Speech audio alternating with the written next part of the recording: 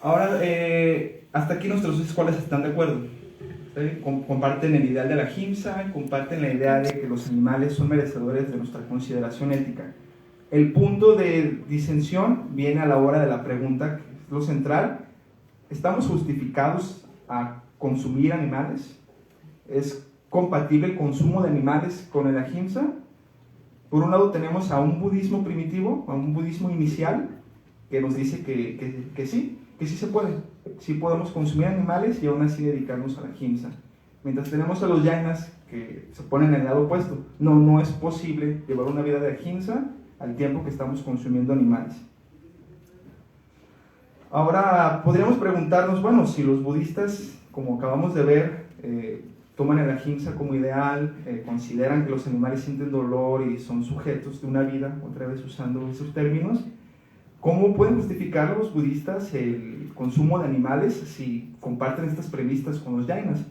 Bueno, la cuestión es, el Buda tampoco permitiría cualquier consumo de animales irrestricto. De hecho, nos dejó una regla triple que nos dicta o que nos ayuda a determinar cuándo sí podemos o cuándo no podemos consumir animales. El primer criterio de esta regla triple es: ¿vi yo que el animal fue asesinado para que yo lo consumiera? El segundo es: ¿escuché yo que el animal fue asesinado para que yo lo consumiera? Y el tercero es: ¿tengo motivos para sospechar, para creer que ese animal fue asesinado para que yo lo consumiera? Siempre y cuando se respete esta regla triple, de acuerdo al Buda, en este budismo inicial, pues, estamos nosotros autorizados a a consumir animales de una manera ética. Creo que aquí nos podría dar un ejemplo. No sé, vamos a los tacos de la esquina o, no sé, al centro por una hamburguesa, ¿no? Entonces vamos, bla, bla, nos sentamos y tenemos el producto animal enfrente de nosotros. Y esto es muy curioso porque la gran mayoría de la población budista viva es consumidora de animales. Y es precisamente este tipo de razonamiento el que utilizan para justificar por qué son budistas y aún así consumen animales. Pero bueno, incluso más allá de la cuestión budista, como pretendo más adelante señalar, creo que esto es relevante hasta para nosotros, y que algo parecido es lo que reflexionamos en esta sociedad a la hora de consumir animales. Entonces, bueno, tenemos el producto animal enfrente de nosotros, hacemos la prueba. Yo vi que la criatura fuera asesinada para que yo la consumiera, y pues no lo vimos. Yo escuché a la criatura mientras moría para que yo la consumiera, pues no, tampoco eso. 2 de 3. Ahora viene la buena. ¿Yo tengo algún motivo para sospechar que la criatura fue asesinada para que yo la consumiera? Y al menos desde desde este budismo inicial, la respuesta es que no. Digo, del señor taquero, el cocinero del restaurante, los empleados, comillas, pagados del rastro, toda la línea de producción, ninguno de ellos dijo, digo, en mi caso, ninguno de ellos dijo, bueno, sí, vamos a matar a esta criatura para que se la coma Lalo, ¿no? Nadie me tenía en la mente, nadie pensó en mí y dijo, sí, vamos a matar a esta criatura para que se la coma. Entonces, de acuerdo a esta triple regla, yo estoy autorizado éticamente a consumir a esta criatura, y eso no entra en contradicción con mi llevar una vida de ahimsa. Aquí creo que sería relevante notar el aspecto metaético del que parten los budistas, que es que, por ponerlo en estos términos, se juzga que una acción es moral o no en base a las intenciones o estados mentales del sujeto humano. Con esto quiero decir, mientras yo tenga el ideal de la ahimsa, mientras yo intente ser pacífico, no dañar a nadie, ser tranquilo, mientras mi intención sea esa, pues no importa en realidad lo que suceda en el mundo externo. Directamente yo no le hice las horrendas cosas que tuvo que pasar a la criatura, y tampoco fue en mi nombre. Entonces yo tengo la conciencia limpia, ¿no?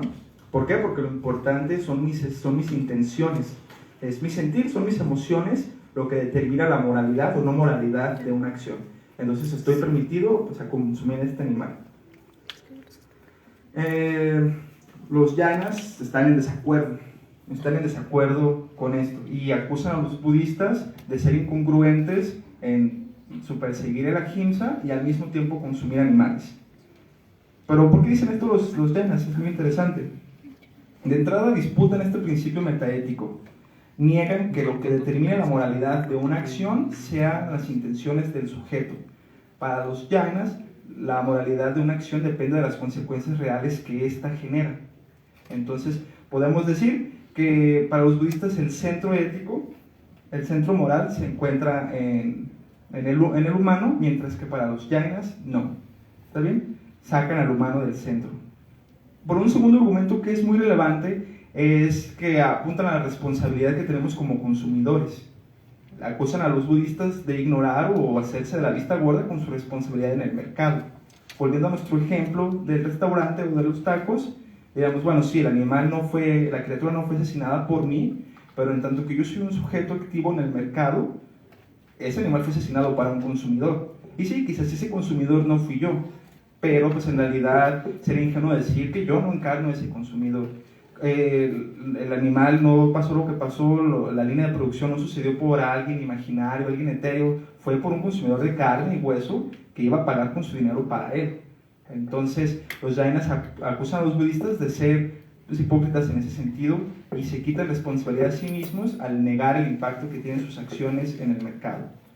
Creo que eso es muy relevante, pues, porque podemos ver que incluso en esa época, antes de que el mercado fuera este ente omniabarcante que es hoy en día, pues los jainas ya tienen esta intención de que como consumidores no podemos ignorar. Entonces dirían, la tercera regla no se cumple, tienes todos los motivos, tienes todas las razones para creer que esa criatura fue asesinada por ti.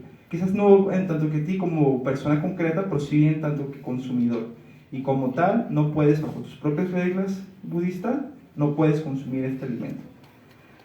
Entonces, bueno, ya para cerrar, me gustaría simplemente tomar unas conclusiones de todo esto. La primera sería la necesidad, pues, la urgencia que nos dan los jainas a poner a los animales al centro, ¿está bien?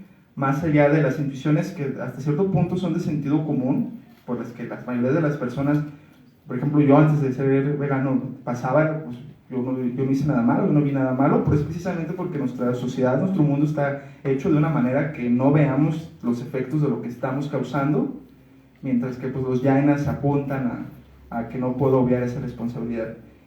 Y bueno, simplemente también el poder, la potencia del concepto de la ahimsa como pues agente de cambio, como una praxis política. Y ver cómo esto es un decir no a las violencias sistemáticas de las que todos y todas nos vemos envueltos y que pues es necesario para combatirlas y pues crear un mejor mundo. Entonces me gustaría cerrar pues haciendo una invitación a la ahimsa como postura política. Y pues bueno, muchas gracias.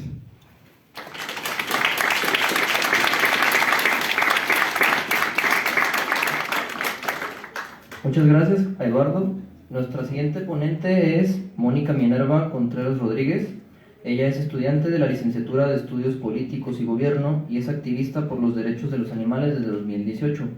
Tiene intereses en movimientos sociales, estudios feministas y desarrollo en América Latina. Y su ponencia se titula Antiespecismo, vía de una lucha contra el capital. Adelante.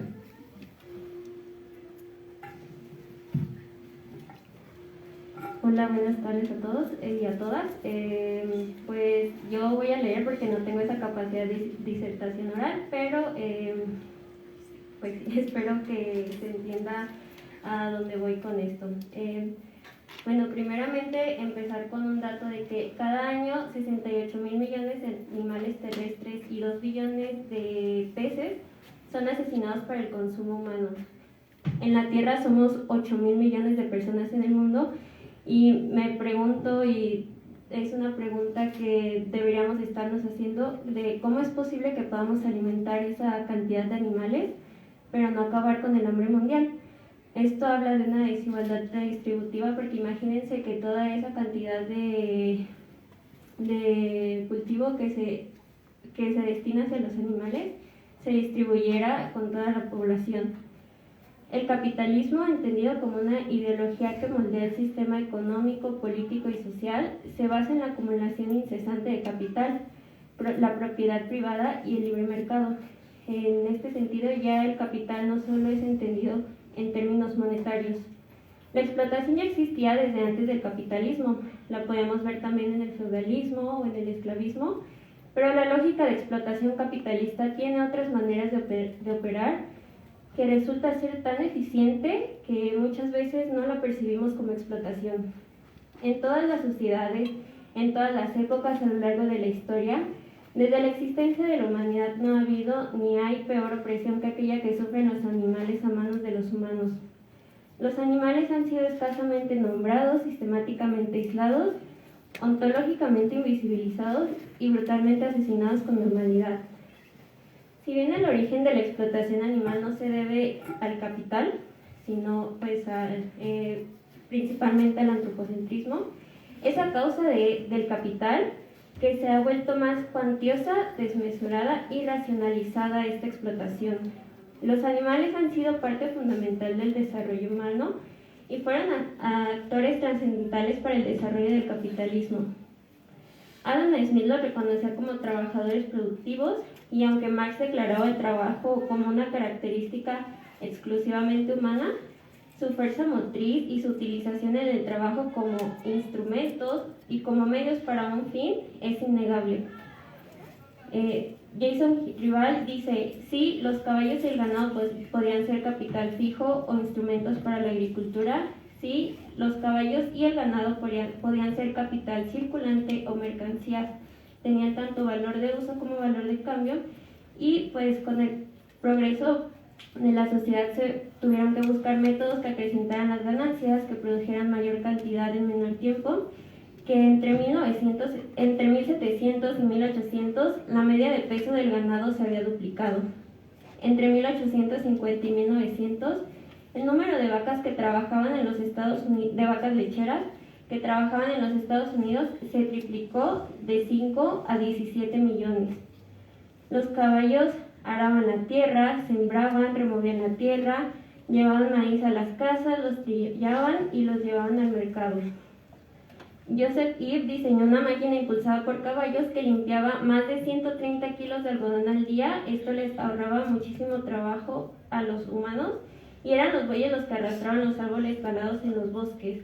Y a finales del siglo XIX, una raza particular de caballo, denominada Pit Pony, fue desarrollada exclusivamente para la minería subterránea. Todo el tiempo hubo y ha habido resistencia por parte de los animales. Algunos escapan, otros coseaban, mordían, pateaban o picoteaban, pero para los propietarios esto no era aceptable. Es entonces que durante los siglos XVIII y XIX se desarrollaron métodos para prevenir resistencia alguna.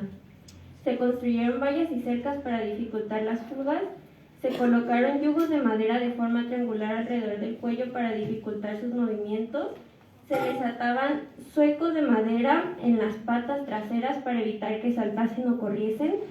Algunos granjeros incluso cortaban algunos tendones de las patas de sus trabajadoras. Otros recortaban las alas de pollo, pavos y gansos para evitar que volasen. E incluso otros cegaban a los animales utilizando una aguja de tejer. Las marcas en las orejas o con hierro surgieron para identificar a los animales de su propiedad y los aretes en la nariz impedían a los cerdos excavar. A finales del siglo XVIII, todas estas prácticas se legitimaron a través de las leyes, y los animales rebeldes incontrolables eran sentenciados a penas de muerte.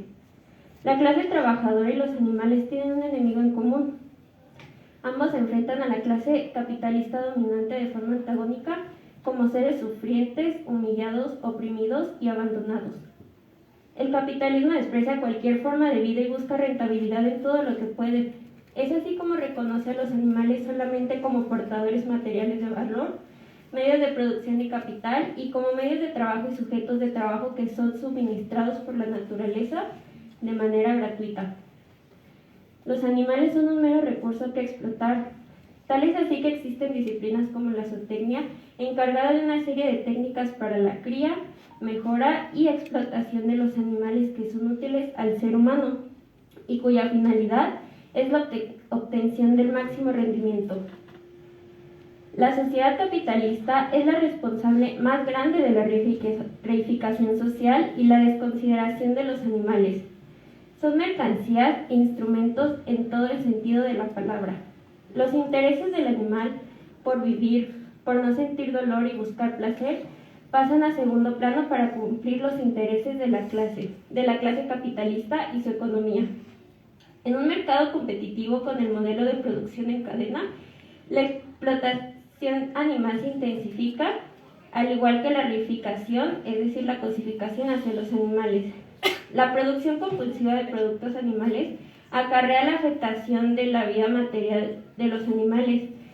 No hay lugar para moralidades y sensibilidades en la producción en serie.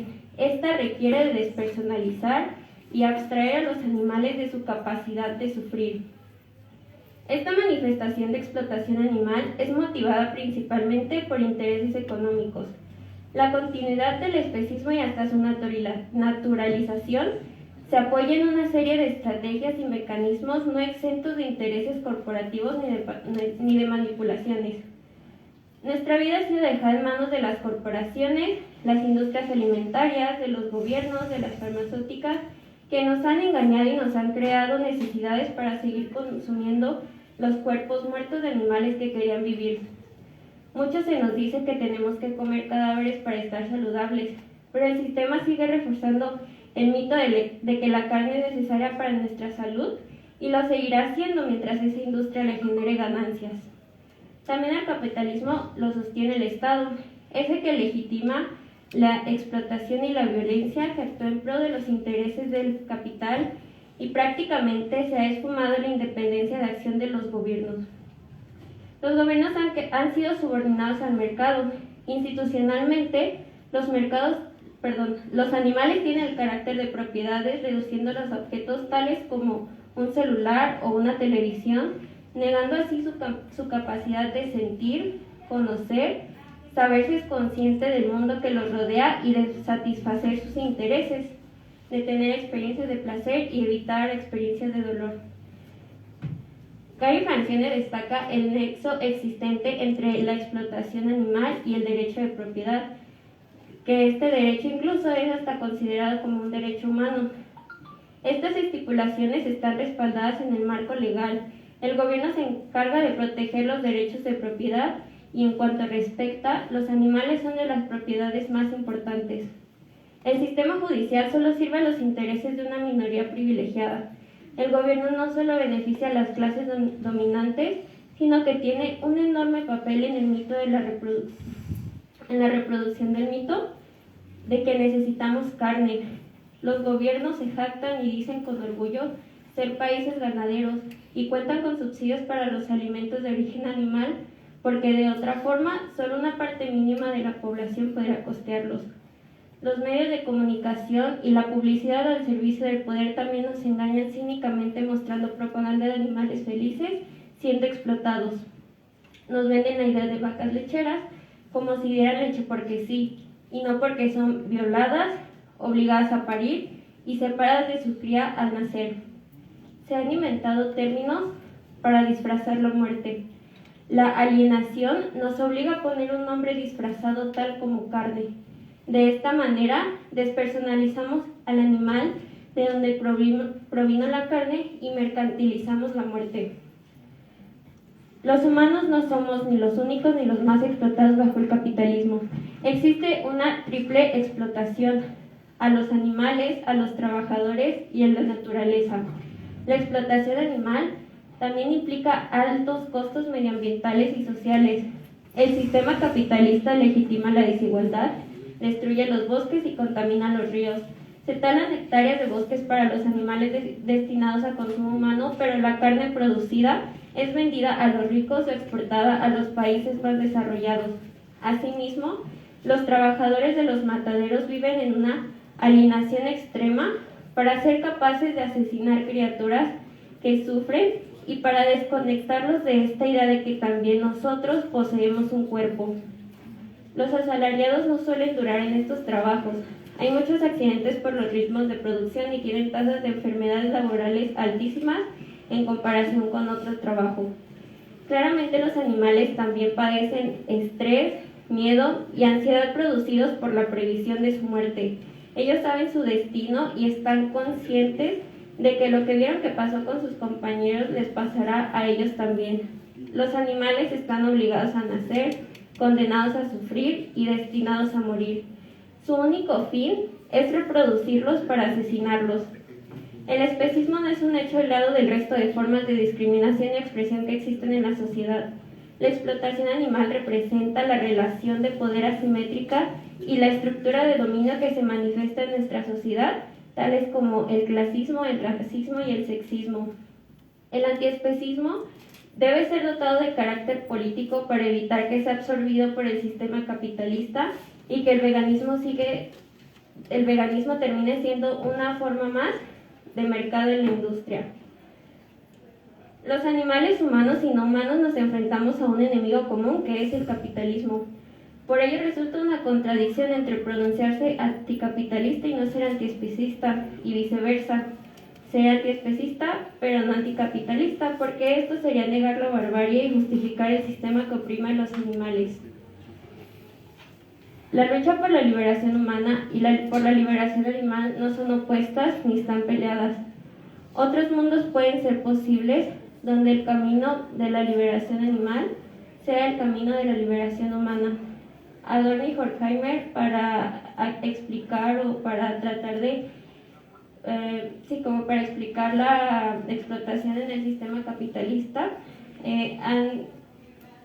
han dicho de cómo comprender por qué la humanidad, en lugar de entrar en un estado verdaderamente humano, se hunde en un nuevo género de barbarie. En un mundo donde la violencia y la explotación han sido normalizadas e institucionalizadas, donde la razón instrumental es la imperante y se busca que toda forma de vida sea rentable, adoptar una postura de respeto y consideración hacia los animales es revolucionario. En una sociedad que cosifica y mercantiliza a los animales, empatizar y reconocer que coexistimos con ellos es transgresor. Es más político lo que consumimos y lo que ponemos en nuestro plato que lo que compartimos en redes sociales.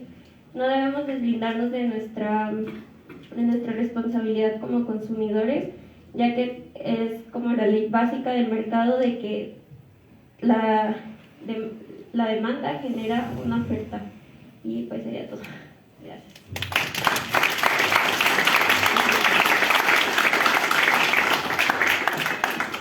Muchas gracias, Minerva.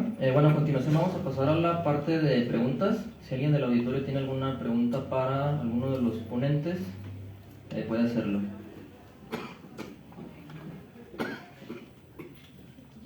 Ahí. ¿Así? ¿Se escucha? Sí, ¿se escuchan todos? Sí. Pues en India el consumo de los animales ha ido en aumento y a mí me gustaría saber cómo los budistas todo el tiempo han tenido como la justificación para comer, pero en los jainistas ¿ha habido algún cambio? ¿Siguen como con esta postura para decirle a la gente no consumirlos o ha habido alguna modificación?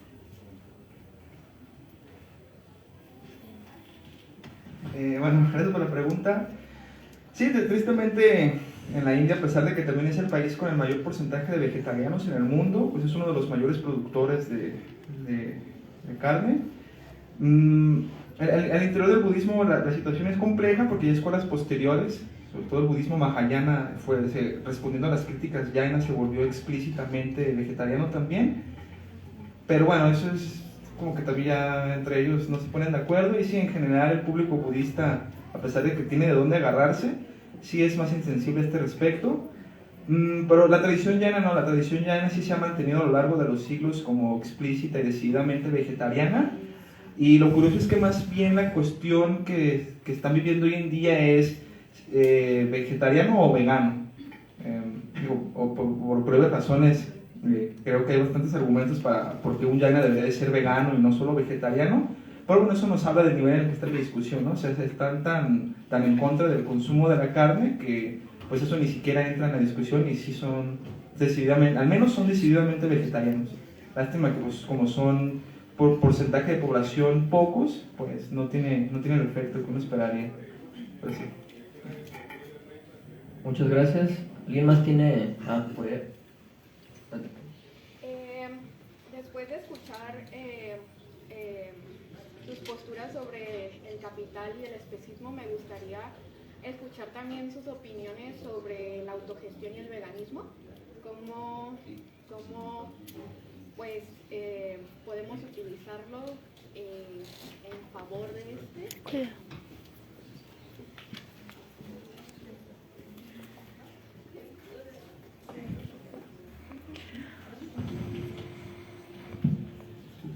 Bueno, yo creo que efectivamente cuando hablamos de anticapitalismo estamos partiendo de la idea de que podemos ser autogestivos, como tú bien lo propones.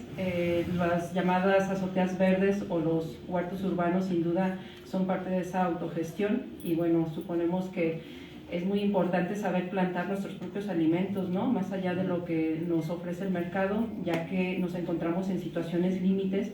Ahora sabemos, con respecto al reloj del fin del mundo, sabemos que nos enfrentamos a una crisis nunca antes vista y esto ya no tiene vuelta. Entonces, la autogestión, pues por supuesto, es sumamente importante para el veganismo, ya que produciríamos nuestros propios alimentos sabiendo qué le ponemos, ¿no? Ahora sabemos también que grandes empresas que producen vegetales, pues están modificando estos vegetales para consumirlos. Entonces, por eso también sería otra forma de asumir una autogestión.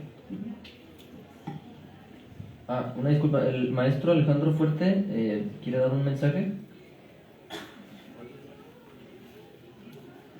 Buenas tardes a todos. Informarles que hay un comunicado de la Rectoría General. Debido a la contingencia ambiental se suspenden actividades. Entonces les sugiero cerrar a la brevedad y pues retirarse. Incluso señalan que si pueden, pónganse cubrebocas. Gracias. Nos van a notificar cuándo se reanudan las clases. No sabemos todavía. Hay un comunicado que no nos especifica el regreso a clases, solamente nos dice que se suspenden las clases, ¿correcto? Por eso estaba tan entretenido yo con los mensajes.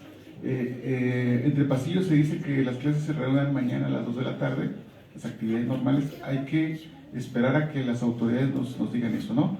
Nos recomiendan hidratarnos y permanecer en casa. Y bueno, aquí la recomendación es no comer animales, ¿no? Bueno, pues muchas gracias. Muchas gracias por estar por acá. Pues vuelvo a insistir, esta contingencia no es gratuita. Muchas veces tiene que ver con nuestro consumo de animales, entonces habrá que replantearnos si efectivamente no queremos este tipo de eventos, pero seguimos contribuyendo a los mismos, ¿no? Sin duda la ganadería intensiva y extensiva trae este tipo de problemas. Muchas gracias.